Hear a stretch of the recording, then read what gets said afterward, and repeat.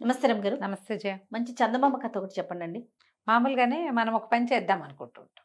కానీ అంటే ఎవరికైనా ఏదైనా ఇవ్వాలనిసి వచ్చినా అప్పుడు ఆలోచిస్తూ ఉంటాం. సామాన్లు ఏమైనా సత్తున్నాం అనుకో ఇంట్లో. ఎవరికైనా ఇచ్చేద్దాం అనిపిస్తుంది. అయి ఇచ్చే టైంకి ఎందుకు లేదు మనమే ఉంచుకో ఇప్పుడు కాదు నెక్స్ట్ మంత్ ఉపయోగపడిద్ది అనుకుంటాం కదా. కామన్గా. ఒక కామన్. చాలా బాగుందనుకో చీర. అక్కయ్యకనో పినికనో తెస్తాం. మళ్ళీ ఆ చీర వెనక్కి పెట్టి ఇంకో చీర పెట్టేస్తాం. ఎంతమంది చేస్తారు చెప్పండి ఇట్లా. ఒక అడ్వర్టైజ్మెంట్ చేయ కరిష్మా కపూర్, కరీనా కపూర్ వాళ్ళని ప్రమోట్ చేయట్లేదమ్మా, విషయం చెప్తున్నా అంతే. ఈ అమ్మాయి ఇది వస్తే నేను అనుకోవటం కరీనా తను ప్రెగ్నెంట్ ఆ టైంకి, కొంచెం మొహం ఉన్నగా ఉన్నట్టుంది. బంగారపు షాప్కి వెళ్తుంది. అక్కయ్య పుట్టినరోజు ఏదైనా గిఫ్ట్ తేవాలని వెళ్తుంది. అన్నీ చూసి ఒక వస్తువు సెలెక్ట్ చేస్తుంది. అద్భుతంగా ఉంటుంది అది. సరే అక్క వాళ్ళ తర్వాత కట్ చేస్తే అక్క వాళ్ళ ఇల్లు. ఇది అక్క ఎదురుపడి తలుపు తీస్తుంది. తీగానే ఈ చెల్లెలు లోపలికి వెళ్తుంది. సారీ అక్క లోలోనో ఏమిటో బేబోనో అంటుంది. వాళ్ళ లోలో బేబో వాళ్ళిద్దరి పేర్లు. నీకోసం ఇవాళ ఏం తాలికపోయి హ్యాపీ బర్త్డే అని గులాబీ పువ్వు ఇస్తుంది. మనం ఆశ్చర్యపోతాం, ఏమిటి ఏదో కొంది కదా అని. ఇంతలో అక్క అంటుంది, అబ్బా మెళ్ళ వస్తువు భలే బాగుందే అంటుంది. తనకే నచ్చి తనే కొనేసుకుంది. అక్కయ్య కోసం కొన్నది, బట్ ఇవాళ కాలేదనమాట. మెళ్ళ పెట్టేసుకుంది. అక్క చాలా బాగుంది అంటే అవును కదా అంటుంది. నిజానికి ఏమిటి అసలు సంగతి? ఈ అమ్మాయి కోసం కొన్నదే. చాలా మంది చేస్తారు ఇట్లా. 100% చీరలు అలా చేస్తారు జయ. ఆడవాళ్ళు చాలా మంది దగ్గర ఉంటుంది. వస్తువులు కూడా అంటే ఇచ్చేసేద్దాం అనిపిస్తుంది, మళ్ళీ వెనక్కి పెట్టుకుంటూ ఉంటారు. అవును. అలాంటి ఓ కథ చెప్తాను బాగుంది. కాన్సెప్ట్ బాగుంది కదా. ఒక ఊళ్ళోట ఒక బక్క రైతు, పేద రైతు ఒక ఆయన ఉన్నాడు. ఇంకో 2 ఎడ్లు, ఓ ఎకరం బాతుకో ఎంతో చిన్న పొలం, చిన్న గుడిసె, ఇల్లు వాకిలి ఏవో ఉన్నాయి.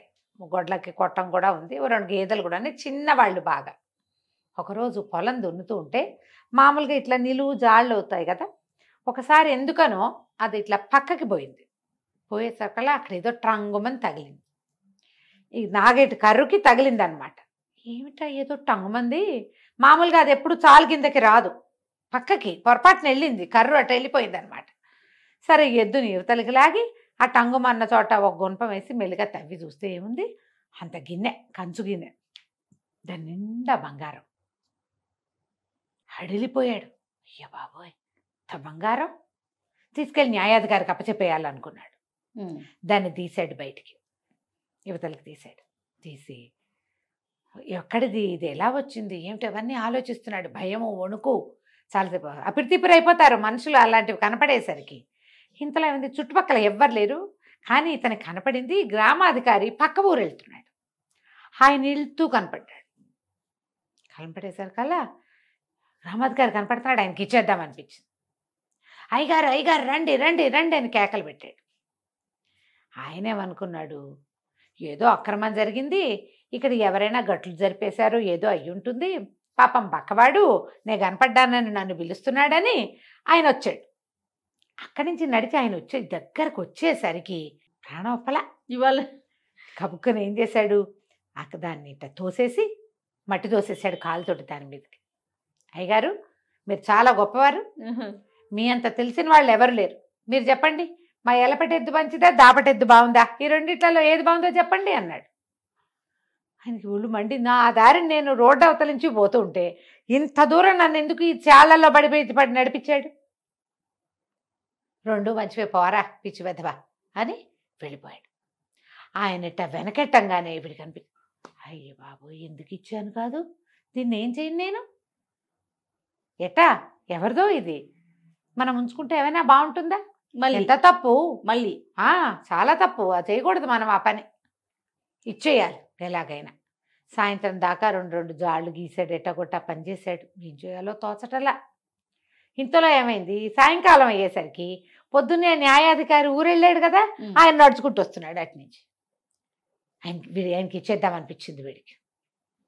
మళ్ళీ పిలిచాడు, అయ్యగారు అయ్యగారు అయ్యగారు రండి అన్నాడు. అనేసరికి ఈయన సరే ఎందుకో మళ్ళీ పిలుస్తున్నాడు, ఏదో ఉంది చెప్పలేక బాధపడుతున్నాడు వాడు అనుకున్నాడు. ఆయన మళ్ళీ ఆ దారవతల నుంచి గట్లన్నీ దిగి వీళ్ళ చాట్లోకి వచ్చాడు. వచ్చేసరికల్లా మళ్ళీ ఇవ్వబుద్ధి కాల, గబుక్కొని దాని మీద మట్టి తోసేసి, మీరు పొద్దున్న చూశారు కదా నేను ఇటు తవ్వటం ఇటు దున్నటం, ఇప్పుడు ఇది దున్నాను, ఈ జాలి బాగుందా ఈ జాలి బాగుందా నిజం చెప్పండి అన్నాడు. చెర్రెత్తుకొచ్చింది. ఏమిటి వీడు దున్నిన చాళ్ళకి ఎవడైనా న్యాయాధికారి వచ్చి ఇది బాగుంది ఇది జడ్జిమెంట్ చెప్పాలా? పని చేసుకోపో వెధవా, దారిపోతున్న వాళ్ళందరినీ పిలుస్తావు, పని పాటలేదా నీకు అన్నాడు. ఆయనకే నవ్వొచ్చింది. అమాయకుడు వీడు, అందుకే ఇట్లా పిలుస్తున్నాడు అనుకున్నాడు. అనుకొని వెళ్ళిపోయాడు. వీడికి మళ్ళీ బాధ వచ్చేసింది. అమ్మో నేను ఎందుకు ఇవ్వటం లేదు, దీన్ని ఎట్ట ఉంచుకొని నేను, ఇది తప్పు కదా. సరే ఇప్పుడు ఏమైనా సరే అక్కడికి వెళ్ళిపోవాలనుకున్నాడు.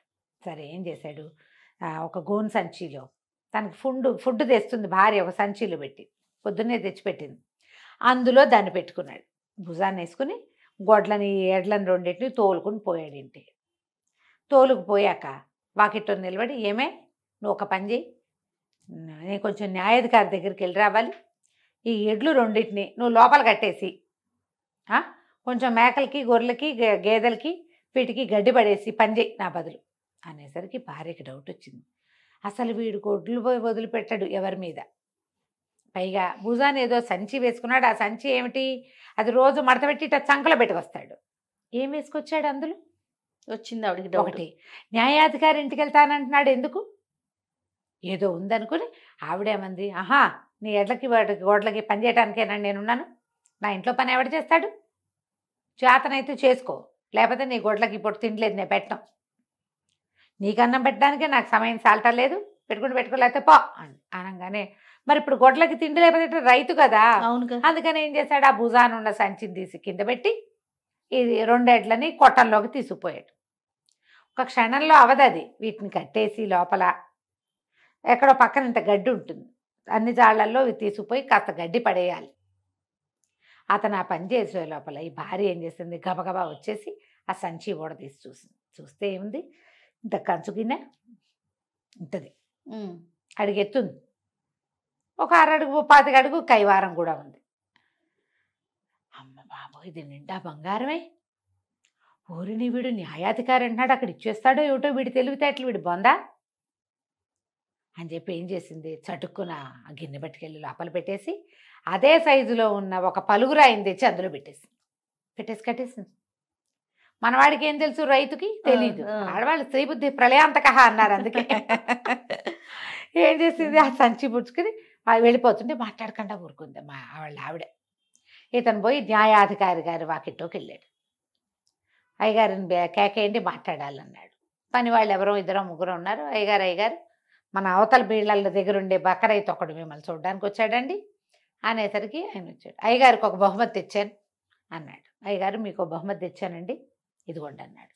అనగానే న్యాయాధికారికి ఏమనిపించింది, వీడు పొద్దున్నుంచి ఏదో చెప్పాలనుకుంటున్నాడు మనతోటి. పొద్దున్న వెళ్ళేటప్పుడు పిలిచి ఒకటన్నాడు, వచ్చేటప్పుడు పిలిచి ఇంకోటన్నాడు, ఇప్పుడు ఏమిటో మూట పుచ్చుకొచ్చాడు, ఏదో ఉంది విశేషం అని, తీయండిరా విప్పండి మూట అన్నాడు.